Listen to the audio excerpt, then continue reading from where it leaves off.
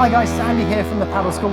In this video we've got Manu Martin here. We're very lucky to have Manu from Mejora Tu Padel, and we're going to discuss a part of the game that we get asked a lot and is really confusing for people, and that is when to go from the back of the court up to net and how to approach. So Manu, thank you for being here. You're welcome. I'm really glad to be here. Nice. Let's discuss it.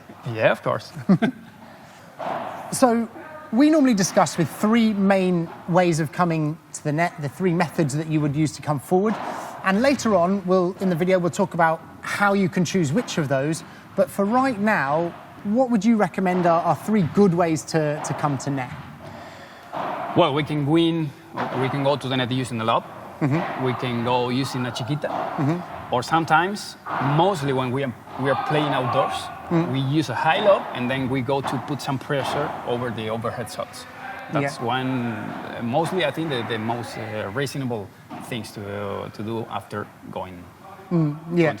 And I think using those three methods, they're all hitting the ball quite slowly to give you time to come forward, right? Yeah, the main problem is that mostly of the players, and you, if you're looking at this video, I don't recommend you to play in the middle because it's the place where all the balls are bouncing.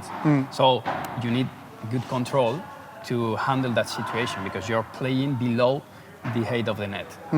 In English and on this channel, we call it no man's land. Yeah. So you should not be in here. But having said that, and an argument we get a lot is that the World Padel Tour players are often in this zone. Yeah, mostly of the times. Yeah. So when we talk about no man's land, I'm really talking from the second post right the way to the service line for this area. So just give us some examples. Why would professional players be seen in here? Why do they end up in here? Well, there are some reasons to go here. First one of the...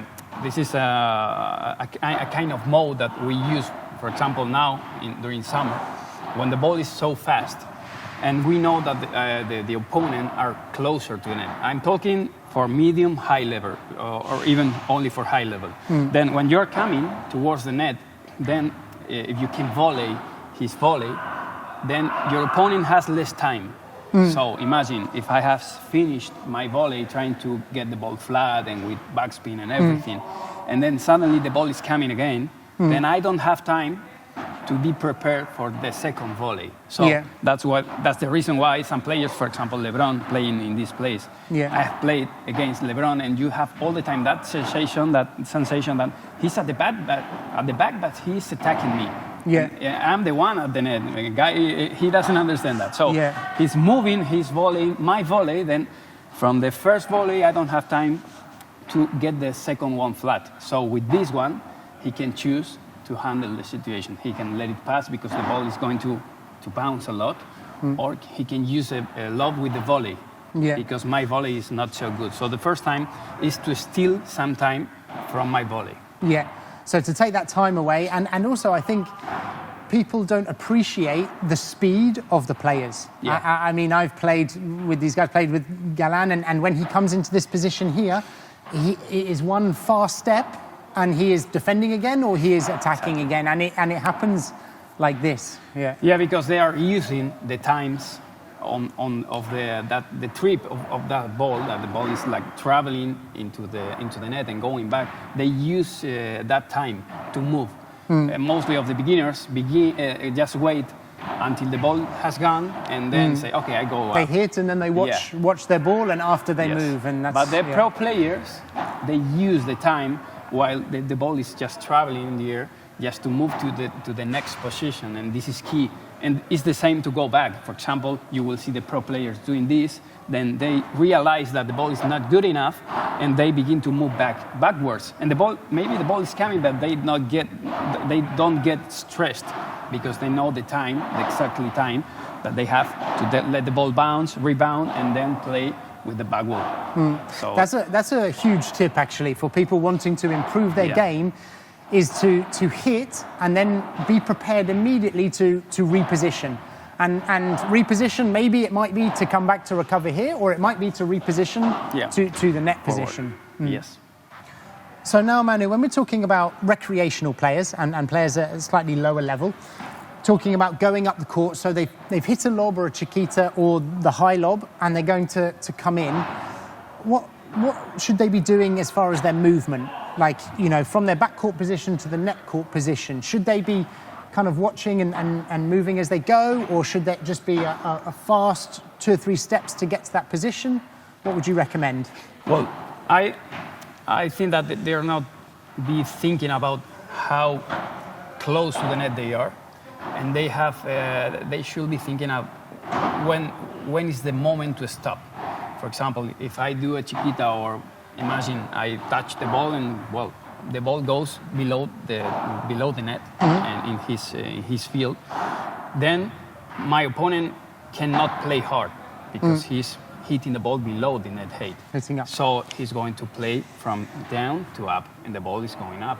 If I stay at the back, he can use the drop shot, or he can use a lob volley, for example.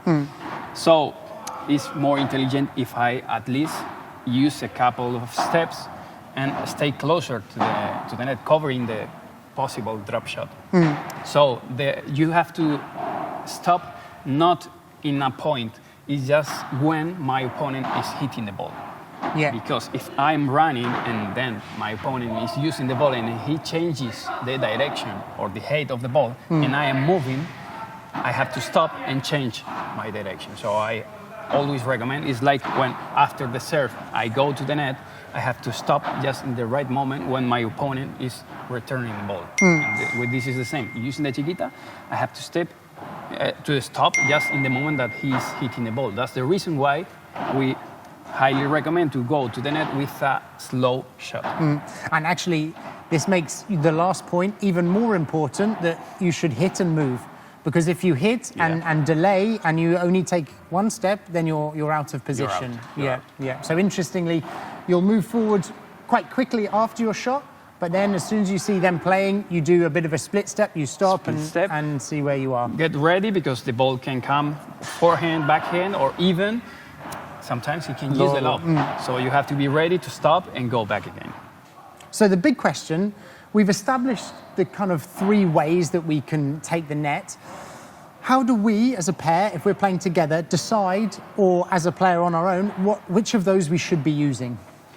Well, this is about communication. And this is something that mostly of the time happens. If you are not communicating with your partner, then you can see players who are going and the other one is staying at the back. And this is something interesting sometimes. For example, to go out of the freezer. I don't know how to say in English. But yeah, we use the fridge. But okay. Yeah. It's colder where you are. But we do that because if I'm going towards the net and my partner is at the back, what do you think that the ball is going? It's going to my partner because he's at the back. So sometimes it's about communication. And if my partner knows that I'm going to use, for example, the chiquita, I'm going to go towards the net, then he will come with me. But sometimes we decide to do a kind of tactic, and it's about to follow. Okay, first easy ball, we will use a lob and we will go, for example, outdoors. Indoors with a low roof, then we will use the chiquita and we'll go. But we have to communicate, and not only during the point, but before. For example, after the warm-up or when we are on the bench talking, okay, let's see, now this is what we are going to do. And then we have to go on court and do that. So part of that discussion is happening as a tactic with you and your partner, say, right, this is our plan. But also part of that is on the court and making it obvious enough for your partner. We see a lot of tennis players from the back hit quite hard and then come in to here, and their partner can't follow because they're not expecting him to make that movement. So it's a combination of the communication about the tactic, but also during the point, making it obvious what you're going to do. And to make the good decision, because sometimes if you choose, for example, if I know that my partner is uncomfortable, very close to the back wall, for example, or something like this, is not comfortable, then it doesn't make sense to use the chiquita and go to the net because he cannot. So before doing that shot, you have to be sure that he's ready and then use it. So it has to make sense in talking about the tactical point of view. And in that same example is almost to use it, but to be patient with it as well. Yeah. If it's not such a good chiquita, you don't have to run in, or the lob is not so good, you don't run into this position. You maybe wait, rebuild, and start again. So that's one of the reasons why you can see many of my players and players from medium into pro. One of our warm-ups is only hitting the balls, crossing this baseline, and going back again. This is our warm-up is hitting the ball and movement and go back. And we are so used to do this movement, not only because this is a difference between tennis and paddle. The tennis player goes from the baseline to the net, finish.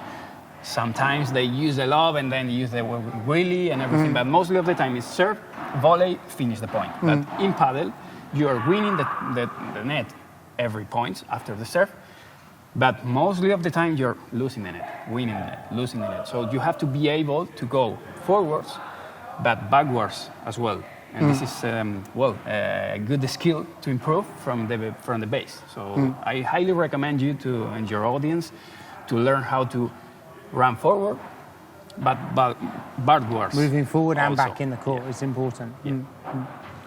So just to summarize all of that, Manu, is really the three methods is the high lob, or the lob over the head, or chiquita for coming forward. But a really important point, I think, almost the kind of key to it is hitting and moving. Yeah, hitting and moving straight away, reposition yourself, and making sure that when you go to that next position, you're prepared. Yeah. Exactly. So you have to expect what's going to happen from the other field. So in my opinion, the most important thing when you're not using the lob is that the ball has to be below the net height, because then the ball is going up and slow. Otherwise, if the ball is over the height of the net, then your opponent will be attacking, and then I recommend you to go back and use the help of the glasses. Yeah, you're defending, essentially. Defending. Perfect. Amazing. Thank you very much, Manu. You're welcome. Pleasure. On this side, I'll put another video about preparation for your shot being the most important part of that shot.